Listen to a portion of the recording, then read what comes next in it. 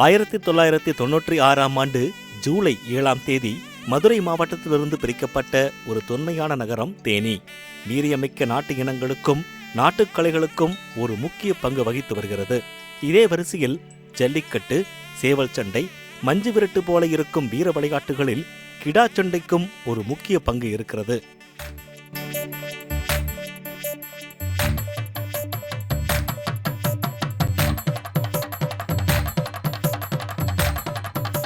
வீட்டில் ஒரு பிள்ளைன காட்சி அதை வளர்ப்பாங்க.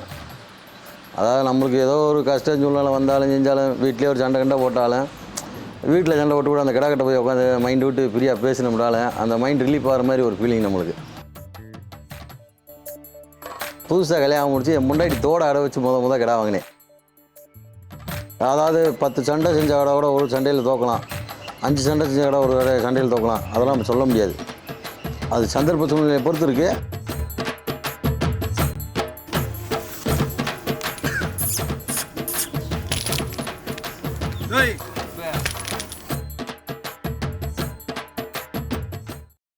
என் பேர் காத்தப்பன். தேனி மாவட்டம் போடிநாயக்கல் இருக்கேன்.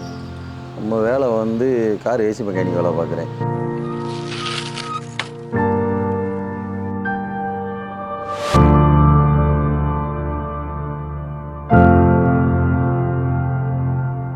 ஒரு 25 வருஷமாக வேலை பார்க்குறேன்.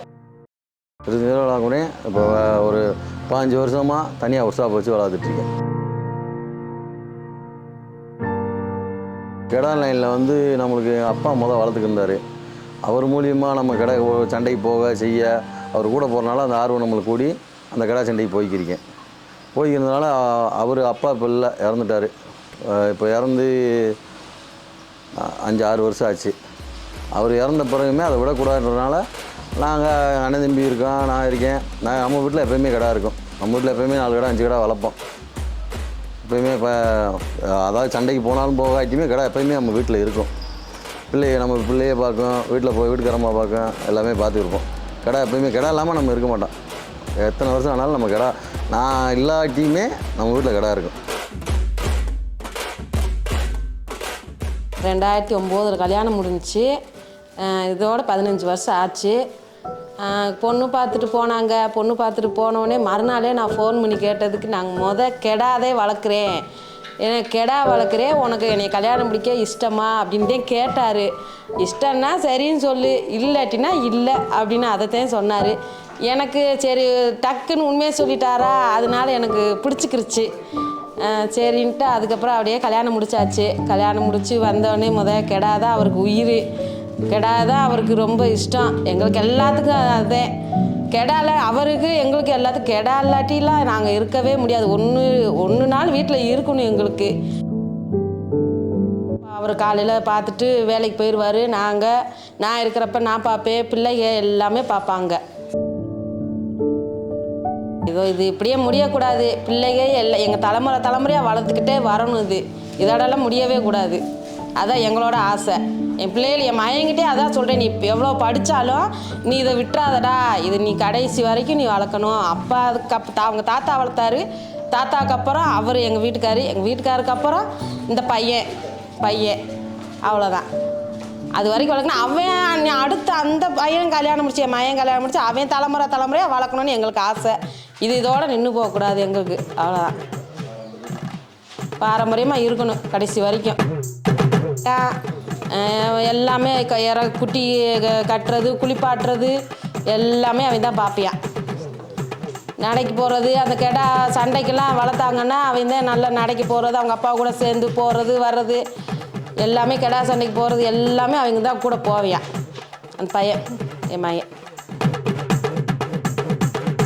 அவர் கூட இல்லாமல் நான் இல்லாமல் இருக்க மாட்டேன். அந்த அளவு தான் இன்ன வரைக்கும் இருக்குது. அவர் கூட ஒரு நாளைக்கு விட்டுருவார். என்ன கெடா இல்லையா என்ன ஏதுன்னு பார்த்துக்கிட்டே தான் இருப்போம். அதனால தான் நாங்கள் வீட்டுக்கு முன்னாலேயே அந்த கெடாயை வச்சுருக்கோம். எந்திரிச்சோடனே நாங்கள் தூங்கி எந்திரிச்சோடனே அந்த கெடாயை பார்க்கணும். குட்டினா நம்ம ரொம்ப பொடி குட்டினா தூக்கி சோறுக்கு பால் அடிப்போம். பால் வந்து நம்ம வீட்டில் சின்ன பிள்ளைக்கு கொடுக்குறோன்னாக்கா பால் டப்பாவில் வச்சு ரப்பர் போட்டு பால் கொடுப்போம். ஒரு அளவுக்கு ஒரு 6 மாதம் 7 மாதம் வந்துருச்சுன்னா அதுக்கப்புறம் துவரந்தூசி, உளுந்த குருணை இப்படி கொடுத்து சும்மா சாதாரணமாக வளர்ப்போம். 8 மாதம் 9 மாதம் கணக்கு வந்த பிறகு அதுக்கு என்ன செய்யணுமா, கொஞ்சம் கொஞ்சமாக நம்ம கெடித்தீவனம் கொடுக்க ஆரம்பிக்கணும். கெடித்தீவனம் முதல் இரும்புச்சோளம் கொடுக்கணும், செமிக்குதான்னு பார்க்கணும். அடுத்து பருத்தி விதை கொடுக்கணும், செமிக்குதான்னு பார்க்கணும். அடுத்து அது ஓட்டப்பயிற்சி, நீச்சல் எல்லாம் கொடுக்கணும். கொடுத்துட்டு அதுக்கப்புறம் அரவண்டு ஒரு ஐட்டம் போடுவோம். அதாவது 32 வகை பயிர் அரைச்சி மொத்தமாக அரைச்சி போட்டு லைட்டாக முதல் கொடுத்து பார்ப்போம். ஒன்று செமிக்காமல் போச்சுன்னா மொத்தமாக லாக் ஆகிரும். கடை லாக் ஆகி இறக்கக்கூட வாய்ப்பு இருக்குது. அதாவது செமிக்கிற தன்மையை பொறுத்து கொஞ்சம் கொஞ்சமாக கொடுத்து ரெடி பண்ணி 2 வல் 4 வலுக்கு அப்புறம் தான் நல்லா இறக்க கொடுத்து ரெடி பண்ணவே ஆரம்பிப்போம்.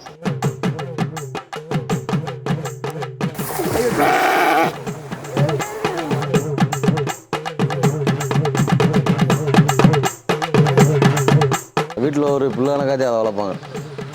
அதாவது நம்மளுக்கு ஏதோ ஒரு கஷ்டம் சூழ்நிலை வந்தாலும் செஞ்சாலும் வீட்டிலே ஒரு சண்டை கண்டை போட்டாலும் வீட்டில் சண்டை போட்டு கூட அந்த கிட்ட போய் உட்காந்து மைண்டு விட்டு ஃப்ரீயாக பேசினோம்னால அந்த மைண்ட் ரிலீஃப் ஆகிற மாதிரி ஒரு ஃபீலிங் நம்மளுக்கு.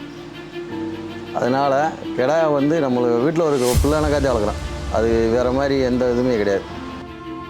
இப்போ கிடா 2 மோதுச்சுன்னா ஒரு அடி அடித்தா 1 2 இப்படி எண்ணிக்கிற வேண்டி தான்.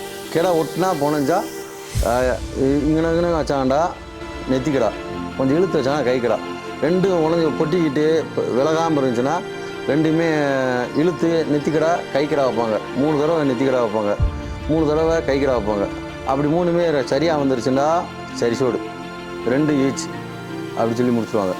அதேமாரி இப்போ கைக்கிடாயோ நெத்திக்கிடாயிலையோ விளைவிச்சுட்டா இல்லை எது கிடா விலகுதோ அது பந்தயம் கொடுத்துருச்சுன்றோம். அதாவது 10 சண்டை செஞ்ச கடை கூட ஒரு சண்டையில் தோக்கலாம், 5 சண்டை செஞ்ச கடை ஒரு சண்டையில் தோக்கலாம். அதெல்லாம் நம்ம சொல்ல முடியாது. அது சந்தர்ப்ப சூழ்நிலையை பொறுத்து இருக்குது. அது கிடா வந்து கிடா மனசை பொறுத்தது தான். நம்ம வளர்ப்புக்குன்ட்டு வந்து நம்ம குட்டிலேருந்து வளர்க்குறோம்ல 1 2 கை கொடுக்கும். புதுசாக வாங்குற குட்டியை என்ன செய்யும், நம்ம ஆளை பார்த்துக்கிட்டு ஒன்று விரல்னு திடீர்னு சோடி ஓட்டோம்னா ஒன்று பயந்து போவேன். அது ஆளை பழகிருச்சுன்னா கிடா ஒன்று நல்லா சண்டை செய்யும். அப்படி தோத்தாலும் என்ன செய்யும்னா பிரியப்பட்டால் விற்போம், இல்லாட்டி கடைசி வரைக்கும் வீட்டில் கிடக்கணும்னு போட்டுருவோம், விற்க மாட்டோம். காசுப்பட்டு கிடாயை விற்க மாட்டோம், கடைசி வரைக்கும் வீட்டில் கிடக்கிறதே. கிடா பொதுக்காலம் நடந்துச்சுன்னா எல்லா பேருமே இன்னும் வர சின்ன பையன்லேருந்து எல்லா பேருமே கிடா வளர்க்க ஆரம்பிச்சிருவாங்க.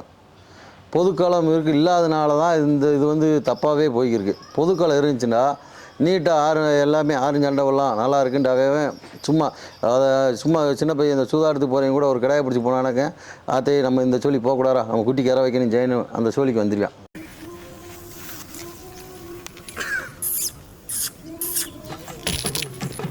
மனிதர்களுக்கு இல்லாத மேலான குணம் இந்த சண்டை கிடாய்களுக்கு உண்டு. கிடாய்கள் ஒருபோதும் எதிரியின் முதுகில் தாக்குவதில்லை, நேருக்கு நேராக மட்டுமே தாக்கும். இப்படிப்பட்ட வீர விளையாட்டு அழிவை நோக்கி செல்கிறது. கிடாய் சண்டை போல் இருக்கும் பாரம்பரிய விளையாட்டுகளை மீட்டெடுப்பதே ஒட்டுமொத்த தென் தமிழக இளைஞர்களின் வேண்டுகோளாக உள்ளது.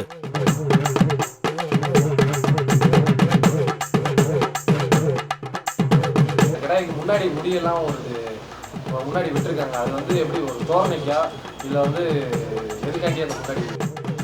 கிடா வளர்க்குறதே தோரணைக்குத்தேன். கிடா முடிய வச்சு தோரணைலாம் கிடையாது, கிடா வளர்க்குறதே தோரணைக்குத்தேன்.